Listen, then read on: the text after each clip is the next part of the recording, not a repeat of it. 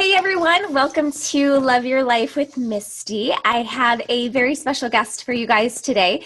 I am talking with Juli Walker, who is she's a shamanic healer. She is a warrior goddess facilitator. She does so many really amazing things in that she'll tell you a little bit about herself and her journey as we get into this chakra and using essential oils and different modalities to help balance the chakras, but also more so about what the chakra system even is, because there's a lot of people who have heard of the chakras but have no idea what they are. So I wanted to really bring her on to be able to do a little bit of a overview of what the chakra system even looks like, what it is, and some different ways to be able to balance it, notice when it's out of balance, why it's ideal, different things. So I'm excited and super grateful to have her spending some time with us this morning. So good morning, Juli. How are you? I'm fine. How are you?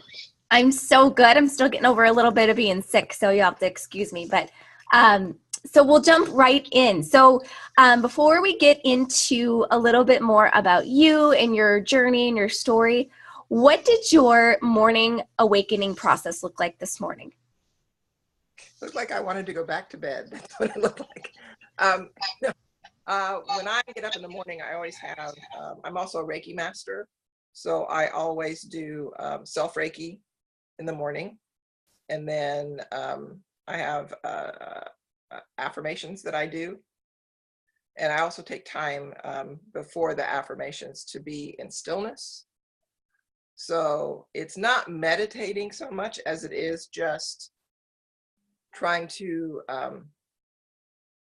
not have all of those thoughts of the day popping in your head. You know, some people wake up and they're like, okay, today I've got to get up and I got to take a shower and brush my teeth and I got to be downstairs by 7:15 and only have 15 minutes for breakfast because then I have to pack my lunch and I got to get out the door by 8 and then I got to go do this and I got to do that. And they like have this whole list of everything that they're doing through the day, and that's how they start their day, laying in bed thinking of all these things. So my day starts, I try to start a portion of my morning with just being still and not thinking about anything, which is difficult. This is a practice that takes a lot of effort. And sometimes, you know, something pops up. Okay, let me start over again. But yeah, to try and just be still as long as possible. And Awesome. then get up and drink my 3 glasses of water and with my lemon in it, and off I go. Ready for the day. Ready for the day. That's awesome. I love it. So I know you just mentioned that you're a Reiki master. Will you share a little bit about you with everyone? Just your backstory, what sort of brought you to shamanic healing and natural modalities and all these really, really amazing things that you do. Can you kind of give us a little bit of everything about all things Juli? Well, my background, my career background is theater primarily. That's what I started with, and that's where I worked for over 40 years, is in professional theater. But being in professional theater, you probably heard in the news about the actor who was working at Trader Joe's. We all have to have day jobs because we never know when our next gig's coming or how long it's going to last. So we always have things to fall back on, and mine was massage. So I actually started with horses, massaging horses, because I have them. And from there, my chiropractor said, hey, I'm looking for massage therapists. You do horses, you should be able to do people. So then I went to school, got my massage therapy license. And when I was massaging a client one day, after the massage was over, she said, you know what you just did? And I said, well, I gave you a massage. She says, no, you cured my PTSD. So she was a shamanic practitioner, and she said, you need to learn this. This is something you need to do. So she actually taught me my first class on how to journey, which is accessing other realms to get information. And then another friend of mine said, you need to come to this class. And then I went to that class, and it just kind of like compiled. So I ended up in a whole shamanic studies program that I interned and graduated from. And everything else, like the Reiki and essential oils and cupping, and some of it comes from the fact that we have to have continuing education to keep our massage license up to date. So, you know, taking different things just to kind of see what it's like and see what hits, what sticks. So yeah, I kind of like to collect alternative holistic healing. Yeah, but how cool is that? You always have like a different basket of gifts to be able to really serve whoever's coming to you, and just whatever it is that they need, you have experience. And I think that's so important to have kind of that broad realm of different things to choose from.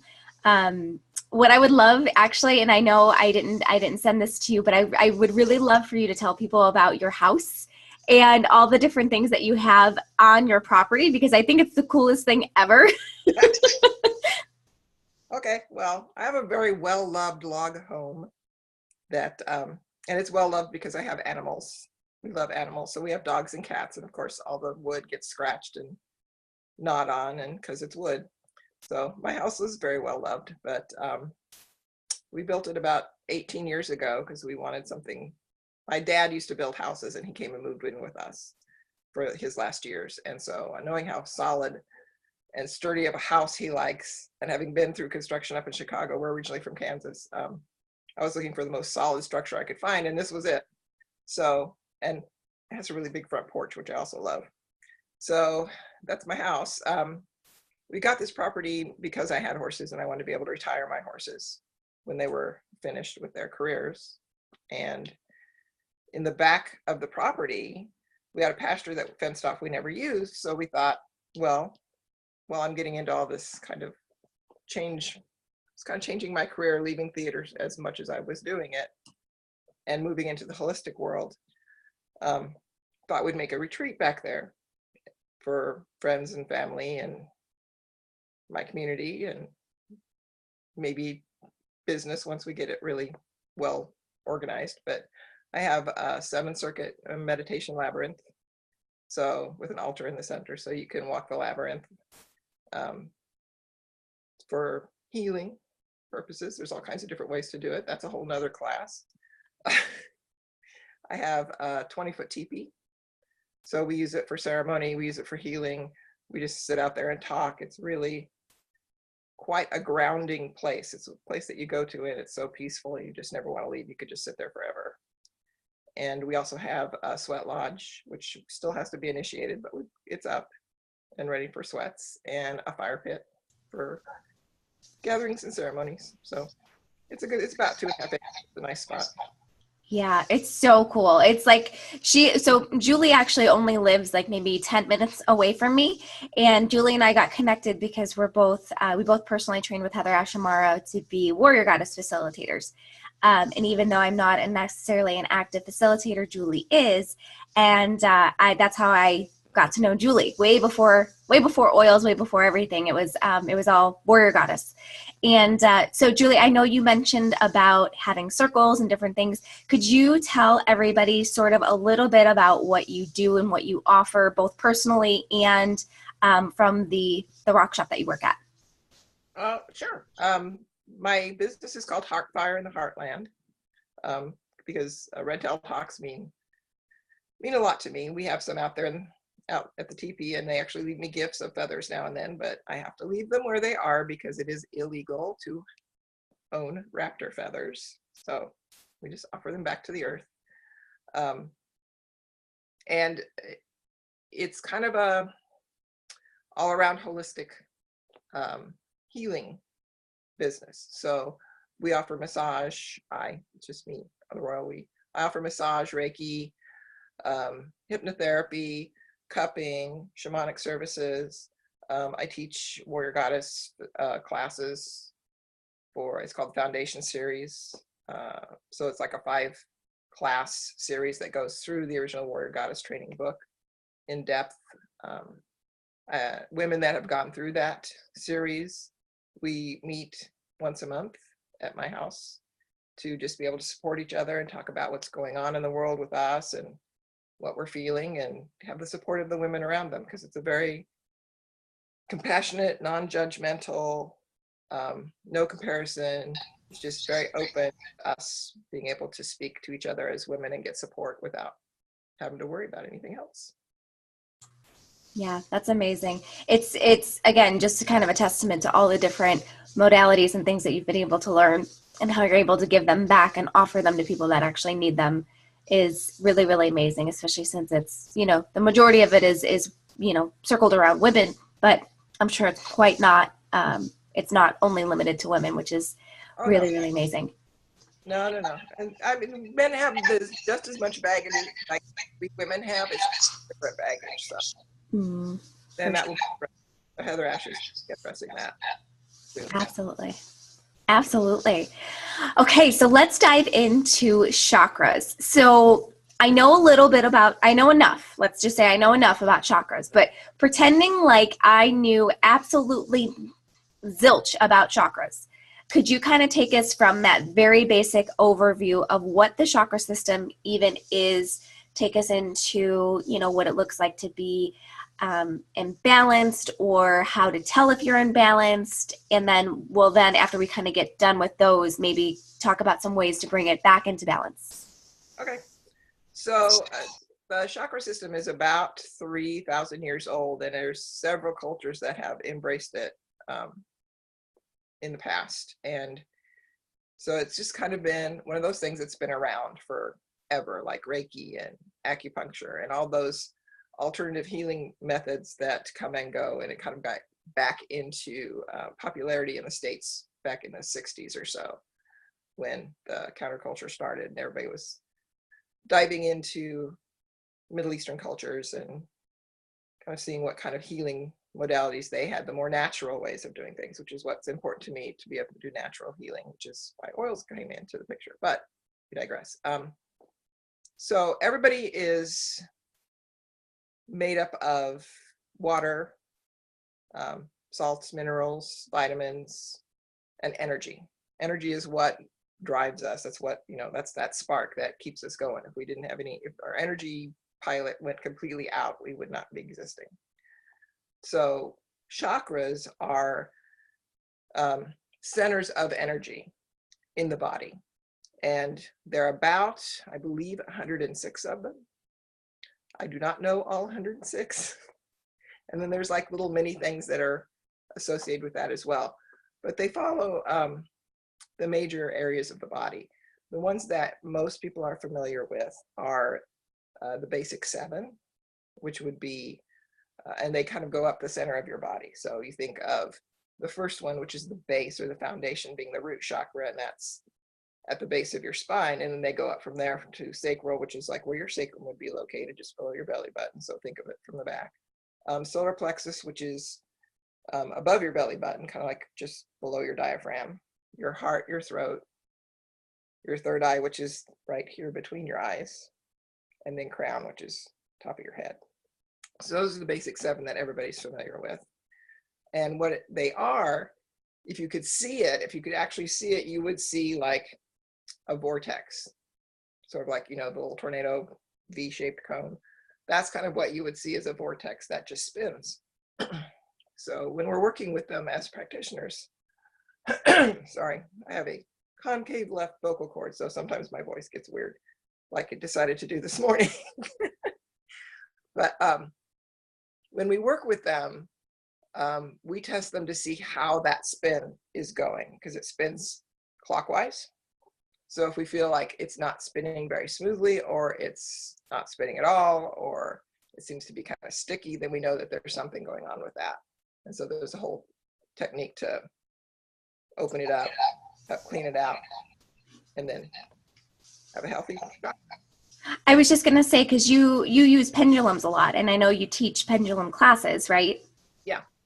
Yeah. So I'm vaguely familiar with it, but that's kind of an easy way to tell if a chakra is blocked, right? Pendulum works how you're feeling, because every chakra is about something. So like we can, if you want me to go through those now, I can. So yeah, whatever you want. Okay, so like your root chakra, which is the one that's at the base of your spine, that's your foundation, that's your basic survival. So what we would say is, you know, this is the right to exist. My root chakra is my right to exist. It's about survival. It's about being safe. So if you're dealing with a lot of feelings of fear, of not having enough, if you're, let me see, I got a whole list here, so I'll look at it real quick. So they can be blocked or they can be overactive. Blocked means that they're not moving well. Overactive means they're like out of spinning, out of control. So if it's blocked, you're going to be living through fear. So like in survival mode, you're always like fright or flight kind of mode. Like, I'm just going to run away from everything. I can't deal with this. You're always worried about your job, your physical safety, your health, where your next paycheck's coming from. You're just continually worried in things. So you're kind of blocked. If it's overactive, you're going to be in an extreme form of fear. So you may not even want to go out of the house. You may have an eating disorder because you think you don't know where your next meal is going to come from. So you think you have to keep eating everything that you can. Paranoia, greed, because you don't know where you're worried about where money's coming from. So those are symptoms that you may be having an issue with that chakra. And every chakra has a whole series of things. So they have a color, they have a tone, they have a crystal that goes with them, they have a mantra that goes with them, they have an earth element or a water element that goes with them. So there's a lot of, and even food. So there's a lot of things that go with each chakra. And if you were, and you think of it as color with the food. So the root chakra is red. So we always think of eating like strawberries and red apples and those kinds of things. So you want like red food to help support that. And then the sacral chakra, which is just below your belly button, that's the color of that is orange. So when you have any kind of imbalance, you want to eat orange food. Oranges would be a good one. Carrots, those kinds of things. You know what, Julie, real quick, I wanted to ask you a question real quick with the foods and the color. So now, does that apply if it's imbalanced at all, whether it's overactive or underactive, it kind of helps to bring it back into balance regardless? Yes. Cool. Okay, awesome. Sorry, I didn't mean to interrupt. No, go right ahead. You're the only person asking questions. Feel free to interrupt. Everybody's probably going, damn, I wish I could answer a question right now. It's our right, the mantra that would go with it would be the right to feel or the right to create. So you think of the sacral chakra as being also the womb area. So like where we create life. So it's about creativity. It's about sensuality. It's about feeling. So it's my right to feel. You can tell that it's blocked because you won't have feelings. You'll be feeling numb. You'll be feeling like, there's a lack of connection with yourself. It could be a lack of sexual attraction as well, or any kind of, non-interest in sex. That could be showing a blockage. If it's overactive, you're going to be ruled by your emotions. So it makes sense. If it's about feeling and it's overactive, then the feeling part of your life is going to be in high gear. Codependency, addictions come out of this. Because they want, you want to feel, you want pleasure. So you're going to do anything you can. You overindulge in fantasies. So that's kind of like, so you can kind of see as we go along that each mantra, if you block it, overactive, then you'll see that this is kind of, these are the things that happen. The next one is the solar plexus, which is just below your diaphragm. That one's yellow. So bananas, lemons, anything yellow, good food. It is the right to it's your willpower. So when we talk about the mantras being like, I exist, I feel, this one is I do. So it's your willpower. It is what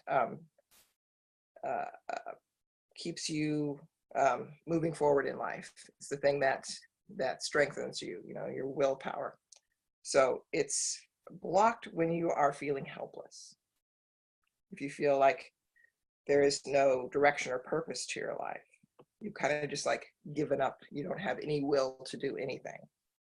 And if it is in overdrive, then you're going to be trying to excessively control everything, kind of overbearing, abusing power, because you have that power. That's that willpower, and you're just in high gear with it. So you're going to use that willpower, that power, to kind of control your life, control everything in your life. So that's a symptom that you're being out of control there.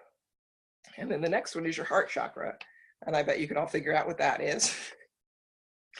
That is, your mantra is, I am love. And I have a right to love, and I have a right to be loved.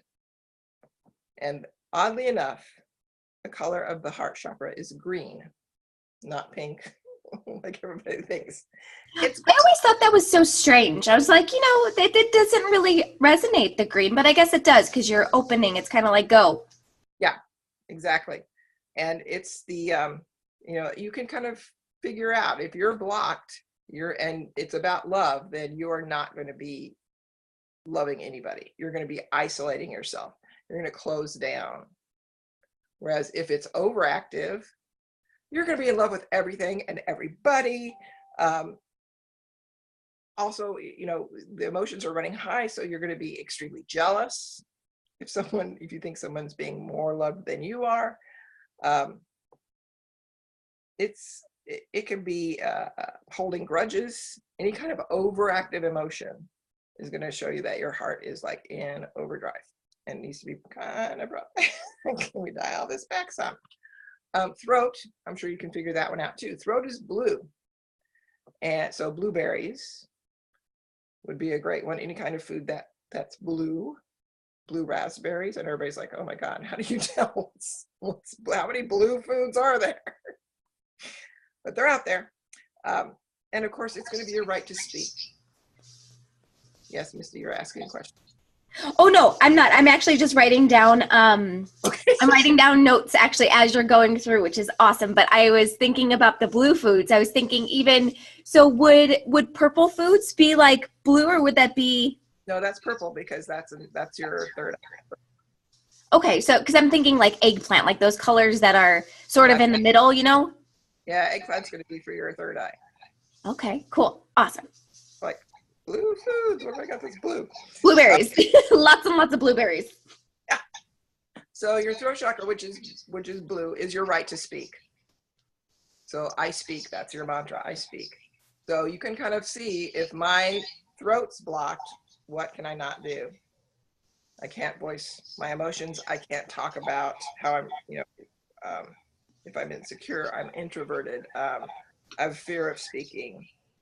That's a blocked throat chakra. If it's over stimulated, you're going to be that talks all the time and just doesn't shut up, or the one that gossips.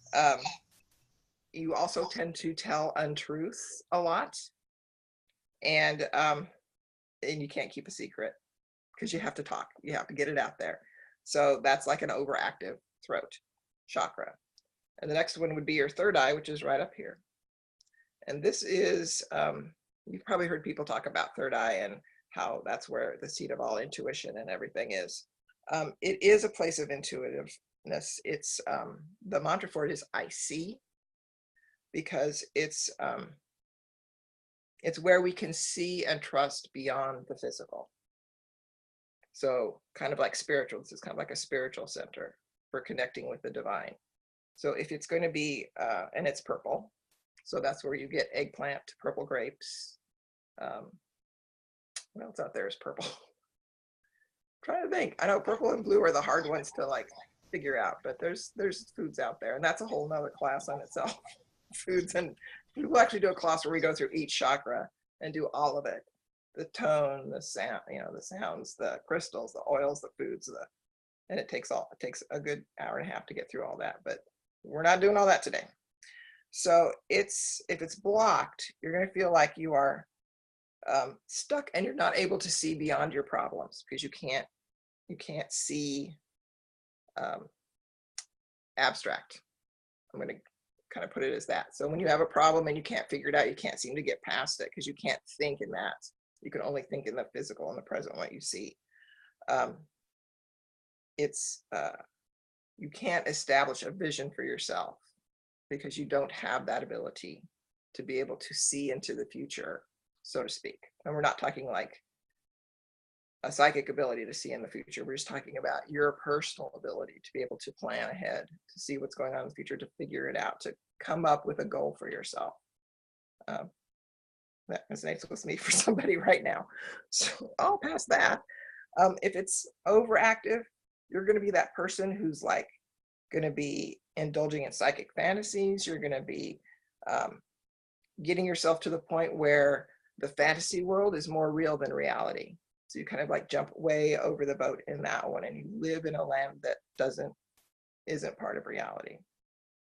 So that's a way to figure that that's not a place you want to be. And then the last one of the 7 series is the crown, which is up here on top of your head. And this is communication with the divine. So a lot of times when we do grounding energy work, we will ground into the earth, and then we'll send it up to the sky, so we can bring the energy from the sky down and the energy from the earth up. And that's bringing divinity from above and below to like go through you and get you all revved up. It's a great little exercise. And that's going to be white.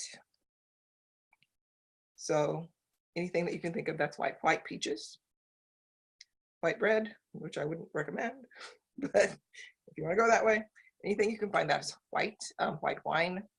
So even drinks can come into this.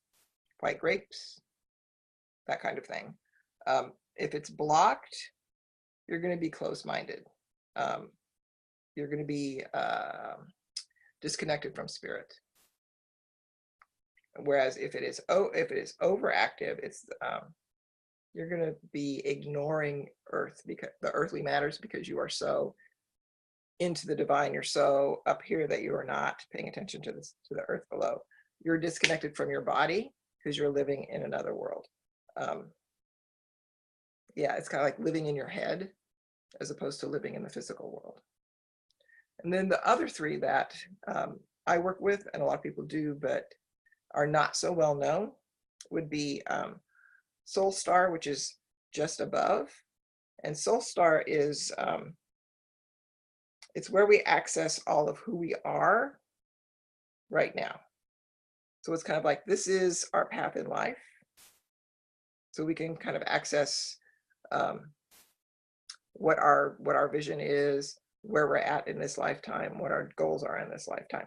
So if that's shut down, then you're going to have limiting beliefs.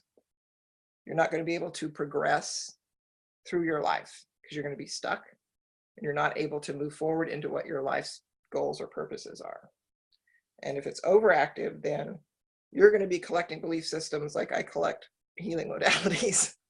It's going to be like, oh, I love this, and I love this, and I love Buddhism, and I love Catholicism, and I love, you know. So we just love everything. I just want it all. Give it all to me. I believe all of it, which is not a horrible thing, but you gotta, if you have so much, you can't focus on what's important.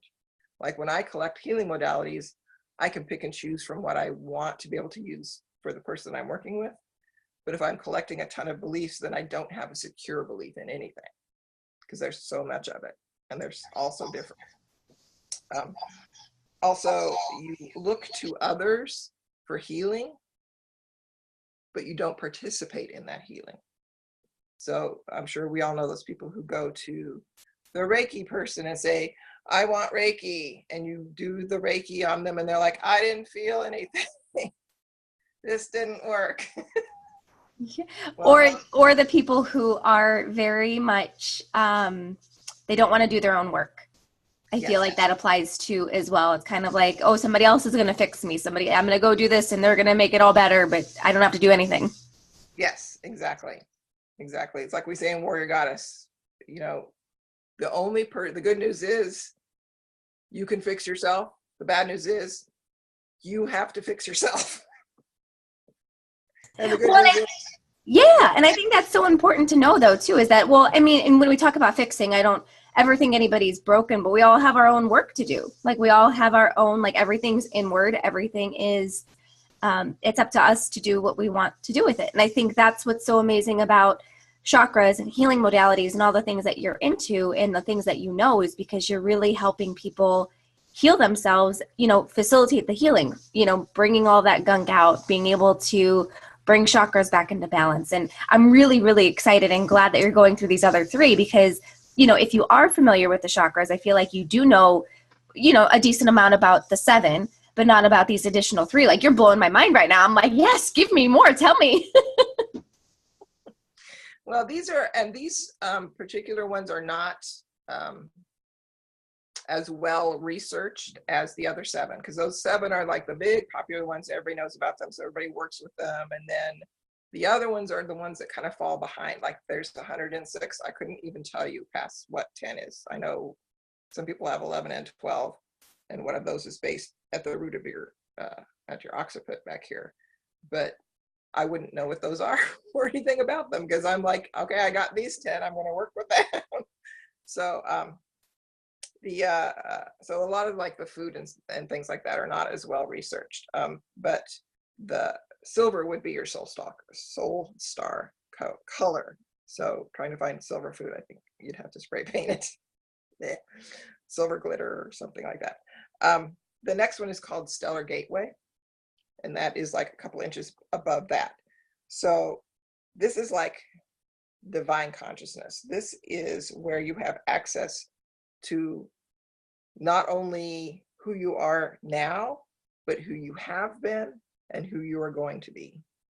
So this is like really getting into the ooh. This is kind of like deep stuff. So for people who believe in reincarnation, that's like something that resonates with them strongly, because they have, this is like past lives, future lives, current life is up here. That's where that's all accessed from. It's gold in color. And if it's blocked, you are definitely isolated from others. And you have no compassion, because this is like, these are your lives. This is everything you are. And if this is blocked, then you have nothing. You have no connection to anything. And so that's why you're so isolated. And that's why you lack compassion, because you don't feel for other people. Because you have no history, I guess. You have no experience. You're not recognizing the experiences that you've had. You've blocked them. So you have no access to that. If it's overactive, if it's overactive, that's when you end up with overbearing people whose spirituality is ruled by their ego. And I know there are many examples of that out there, because they like take all of this and blow it way out of proportion. So instead of being like, this is my connection, this is me, they start trying to push that into everybody else's space. Like, here's my spirituality. You have to be in my spirituality because my spirituality is so great. And they just like, and I'm so great because look at all these wonderful things. And so it gets a little overbearing. So that's how you know if that's like overactive. Okay. No, that's awesome. Because I think that's a big, I don't want to say problem, but I think that's a big issue, is that, when we get in these spaces where we get super adamant about spirituality, or we find a really great path, we want everybody to know about it, but it's almost like some people try to bully you into believing what they believe.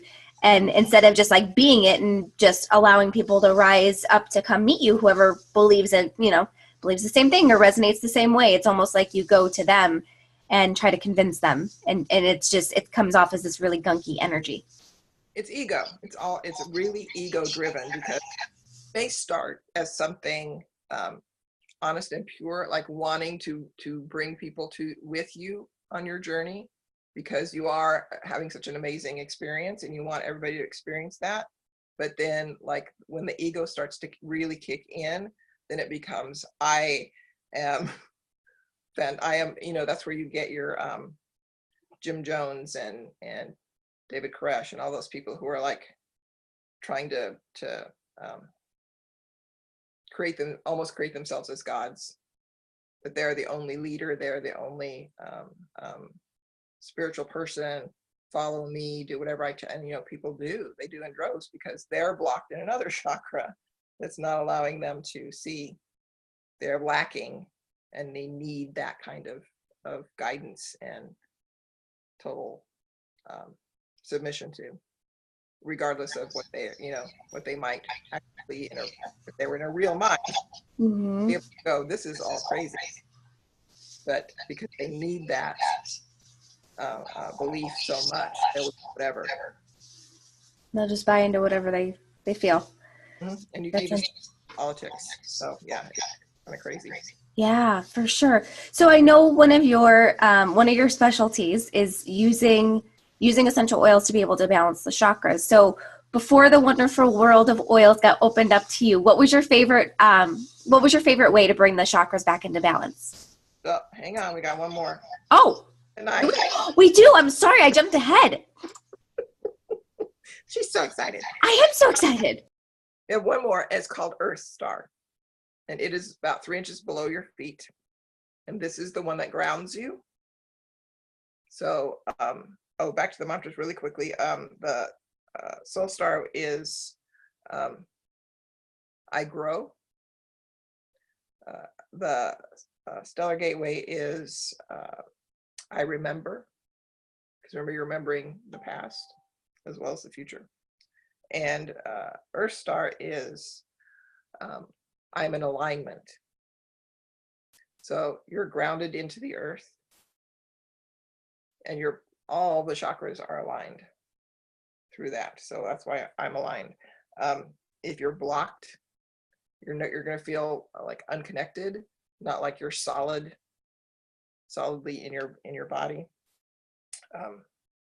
And you tend to chase for recognition outside of yourself.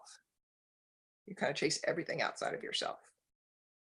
When it's overactive, you're going to really lose connection to the real world, because instead of being grounded into the real world, you've rubbed it up so much that now you're everywhere.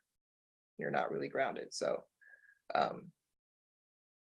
just to like shortly go into what you were talking about, what we were heading into, is if anybody's heard of earthing, which is putting your actual bare feet onto the ground for a certain amount of time each day, because of the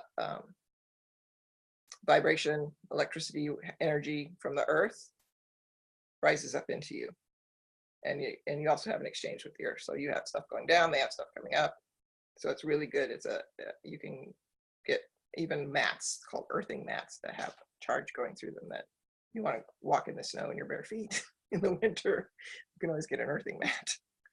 But it's very important, and that's one of the things I always feel, that spending time sitting on the ground or walking barefoot is so beneficial. Okay, and it's brown. Color is brown. Okay. So you love it. I'm loving it. I so love it. I actually, so I have heard of earthing before. It's one of the things I wish I was better at, which I intend to be better at, actually, because it just seems so soothing. It seems so peaceful and so serene. Mm-hmm. Can't go wrong having your bare feet in the earth. I love it. I love it so much. But yeah, that was a really, really amazing breakdown of all those chakras. So going back to what we were talking about is before oils, before you really dove into this specific modality, what was your favorite go-to method or modality to be able to balance the chakras when someone was imbalanced, or yourself? Well, it's kind of like a two-part question, because there's how I would work with a person and how I would work with myself are a little bit different. If you're working on yourself, and what I would do for myself is, first I would try and scan through myself just to see, what do I feel like I am, what do I feel like is overactive in me, what do I feel like is blocked in me, in terms of just going through those. How is my will? Is my willpower good? Am I failing at getting away from sugar and all those things? Maybe I need a little work there. So I kind of think about that. If you're familiar with pendulums, you can use them, but I would recommend that you learn to use one first before you try it. A lot of people go right to okay, here's my pendulum, and they hold it by the little tiny ball at the end, which is the wrong way to hold it. And they don't think about connecting with it. So everything has energy. Your pendulum has energy. That's why they work. So it's not you swinging it back and forth, which is why you don't do this, because then your arm starts to go like this, and then you start to really influence it. So when you work with a pendulum, you always want to make sure that you ask the pendulum to show you the responses. What is your response to yes? What's your response to no? Show me,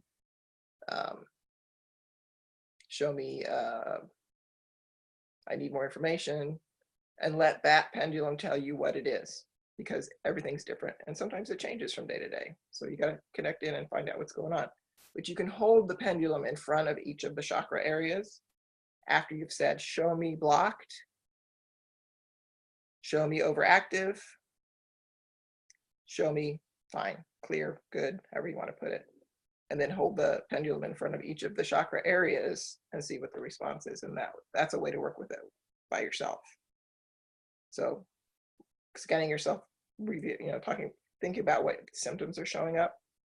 And the pendulum would be the two ways to do it on yourself. If I'm working on another person, there's this, I don't know if anybody knows of muscle testing. So muscle testing, if you don't know, is when you hold your arm out, the person who's being tested holds their arm out, and the person who's doing the testing presses down on the arm. So the person holding their arm out is trying to keep their arm straight and not bend it up or down. The person who's doing the testing puts two fingers on top of their fist and pushes down. And if the resistance is strong, if they can't push it down, then that's good. If they can push it down, then that's not good. So they will hold their arm, have the testee hold their arm out, and then the tester will hold one hand over the chakra area, push down with their other hand to see, is there any resistance? Is the resistance good? Is the resistance bad? And move up the body to see which one is good or bad. The other thing that we can do is when laying down, because the vortex spins clockwise, literally I will go, if this was the body, I would go down to the chakra. And this is going through people's layers. You know how you feel like, you have somebody's invading my space? That's because you do have a physical layer around you. And then there's like 3 or 4 layers: mental layer, etheric layer. That's a whole nother can of worms. But literally you're going through 2 just above the physical layer and then spinning your hand with the vortex. So if you're like going, wee, that's a good vortex. If you're going, woo, that's an overactive vortex. If you're like going, ooh, this is really not spinning so well, that's a stuck or blocked one.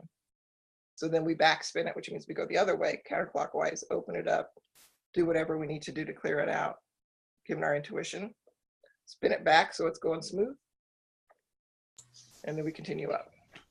I love that. I love that. It's interesting to hear it from a practitioner's perspective, what you're actually doing. Because sometimes I think when we go see people, like when I go get energy healing or whatever done, a lot of times I don't really understand what they're doing. I know it's working. I know it's awesome, but I don't really know from their perspective what they're actually doing. And it's cool to hear. It's cool to hear what you actually are doing when you're helping somebody unblock their chakras. So that's awesome. So now let's spin it to the oils. So what are your favorite go-to oils to be able to unblock chakras or balance them? What would you recommend for people if they don't know where to start with that? Because there are so many that can help each different one. What would you recommend? Well, first, look at what the chakra does. So say we were working with root chakra. So we know that the root chakra is about survival. It's about the right to exist. So you want to find something that's going to, an oil, you're going to work with an oil that makes you feel safe, that makes you feel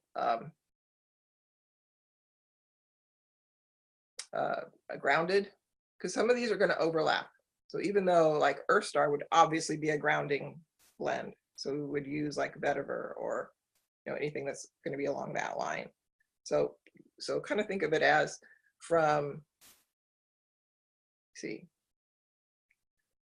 so heart chakra is the bridge between the top 3 chakras and the bottom 3 chakras. Bottom 3 being root, sacral, solar plexus, heart's your bridge, throat, third eye, crown. So anything below the heart is going to be a little bit towards the grounding world. Everything above the heart is going to be a little bit more towards spiritual world.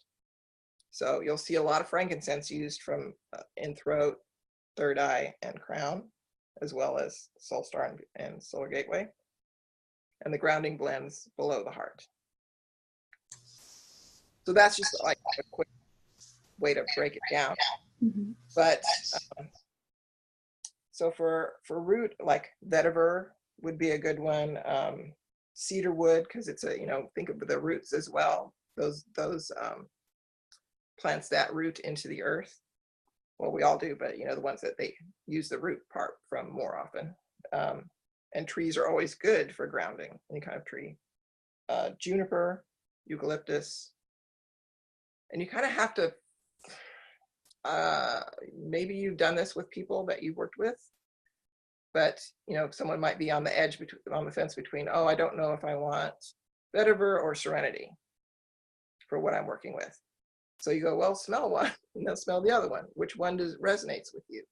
And that's kind of the way you got to work with this. I'm working with root, chakra. Here's my oils, kind of on the fence. Do I want to mix these? I could blend these, which is fine. Or do I want a single one? Which one seems to resonate with my intent? Intent is everything. If you've not heard that phrase before, intent is everything. Whatever you intend in your life is what you need to focus on. So for sacral, so we're talking about well-being here. We're talking about creativity. We're talking about sexual energy, creative energy. That's a whole another Word Goddess topic, which we've been through with Misty. It's hilarious. Bergamot, marjoram, cedarwood, again, something a little, into the ground. Patchouli, very earthy, very, a lot of people feel very sensual when they have patchouli around. So those kinds of things that are going to resonate with. You want self-acceptance. You want something that's going to be bring balance, something that's going to bring connection to other people. And solar plexus, again, bergamot, clary sage, lemongrass, rosemary. These are going to bring confidence and clarity, because this is the I do, this is the willpower. So you want to have that confidence. You want to be clear about what you're working on, what you're doing. So you want oils that are going to address that.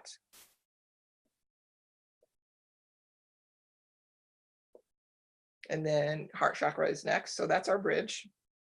That's going to be like rose or geranium. Obviously, rose is a very loving oil. Cassia. And oddly enough, Douglas fir. Like, why Douglas fir? Well, Douglas fir promotes healthy connections. So you want something that's going to bring love, that's going to make you feel valued, that's going to promote healthy connections, because that's what we want with our heart connections. Then heart throat is our next one. So with throat, again, you're going to want something that's confidence boosting. Spearmint. I think we had a spearmint discussion in our last promo party.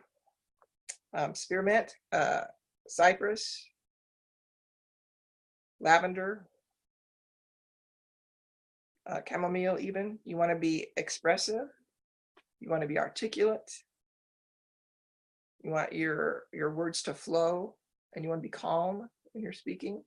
So all of these oils will address those issues and support them, not address them, but support them. So that's what we're doing, we're supporting. And then our third eye, this is where we start getting into frankincense things. Frankincense, lavender, and we're start adding manuka into this too. So you want something that's spiritual and something that opens you, because now we're starting to talk about, getting into the higher divinity, and we want to be open to that, to receive whatever, receive information, receive abundance, receive community, whatever it is you want to receive. So those are going to be good oils for kind of like connecting you spiritually, as well as opening up to the world above. And then crown chakra is, again, we're going to have frankincense. We're going to see a theme here. Ginger and clove. Because the ginger and clove, so the frankincense is going to help with the opening and the spiritual aspect of it. And the ginger and clove are going to be empowering. So that I want to say we're on equal footing with our own divinity. Does that make sense? Remember how we were talking about people dragging you into their spirituality? It's like you don't want to be worshiping your own divinity. If that makes sense. You want to be on equal footing with your own divinity. You want to accept that I am divine, that divinity lives in me, and this empowers you to be able to do that, instead of saying the divinity is outside of me, which is a lot of what people think. They think their divinity, that divinity is outside of them as opposed to being a part of them, and it is part of us. So aren't we all lucky? We're all part of divinity. Then soul star, again, frankincense. Let's just put frankincense down for the rest of them. Wintergreen, and marjoram again, and manuka again. So where this is to help us to begin relying on our own divinity. Again, opening, again, spiritual connection and acceptance of our own divinity. Knowing that we are divine and accepting that, knowing that we can rely on our own divinity and the divinity above as well.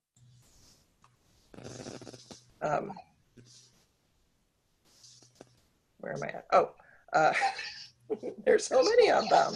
There are. Well, you know what? I actually had a question for you with these additional 3 with Soul Star, Stellar Gateway, Earth Star, since they're not actually physically on the body, where you can use the oils, you know, on the chakra themselves, like with the heart and the root and, you know, all that. With these 3, how would you recommend using oils to help balance that chakra? Diffusing. Cool. Awesome. Yeah, if you can't physically put it on, diffuse it, because that's going to hit everywhere where you want to go. Okay, so again, frankincense, our favorite, manuka, 2 very spiritual oils, myrrh.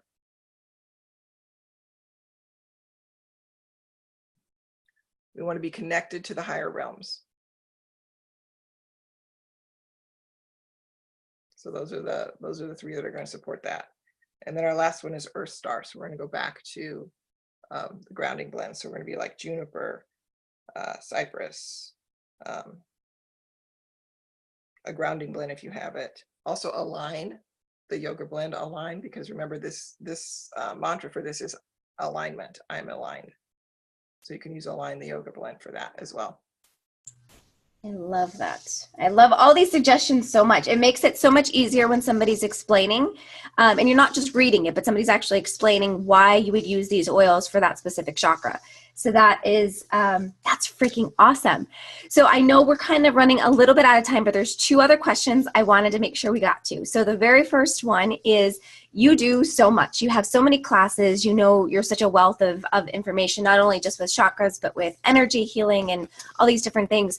How can someone get in touch with you if they are looking for something like that, or if they want to come to one of your classes, anything like that? I have an email address, Hawkfire in the Heartland, which is my email, my business email. So you can always check that. I have a website, which is sadly out of date, which I will be updating with classes. I teach at Hi Ho Gems in Tinley Park. So you can check Hi Ho Gems, HIGHHO, as in high as a kite. That's also where I work out of as well. So they have on their website, they have our classes as well as making appointments for the different healing modalities. Okay. And then your email address, the Hawkfire in the Heartland, is that, what is that at? What's the full email address? Oh, Hawkfire in the Heartland at gmail.com. Got it. Hawkfire in the Heartland at gmail.com. Got it. Awesome. Perfect. So then they can get and you're on Facebook also, right? I'm on Facebook. Hawkfire has its own site on Facebook. So you can message me through that, or you can message me through Juli Walker. Cool. And yeah, when we post this, I'll make sure to put everything in the description for you. That way they can have a direct access to you. That way they can just ask questions or come to classes and different things. So my last question for you, Julie, and this is kind of a little bit of a fun one. If you could have any holistic healing modality taught in schools, or it doesn't even necessarily have to be a healing modality, just something that's not currently taught in schools, what would it be other than oils? Meditation. Okay, cool. Why would you say that? Because it creates stillness in people. It allows them to, begins to teach them to access their inner self, to become connected more to themselves, also connected to the divine. It's calming, it's soothing, it's an amazing technique. It brings peace, it brings balance. It's just, I think, I know that there have been some schools where meditation has been used as detention. So when they go to detention, they go and they learn to meditate, and they meditate through detention, and they've seen great results with that. Wow, I wish I would be in detention all the time. I'm like, I want to meditate. I'd totally be in trouble all the time. But yeah, there's a lot of schools beginning to add meditation for various things, either like a meditation break, or they use it in place of detention, or just kind of like include it in the class day. Yeah, it's you're not going to find it so much in public schools, I don't think, but in the more private sector right now. But hopefully that will get more more integrated, because it is such a great way to just ground yourself, bring yourself back to who you truly are. Absolutely. We all need a little bit more of that. So I appreciate you so much for spending the last hour of your day with us and sharing all your amazing knowledge. And I'm excited for people to get to connect with you and get to hear more from you. We're doing the Warrior Goddess Book Club finally again. That's getting posted this Monday in our special group. So if you're not part of that, please reach out to me to let me know that you aren't and you'd like to be. Julie is actually leading us through that. It's going to be really, really amazing. But with that, I'm going to go ahead and we'll hop off. And I appreciate you so much. Hope you have a really amazing rest of your day. I will. You too. I appreciate you too. Thank you all for tuning in.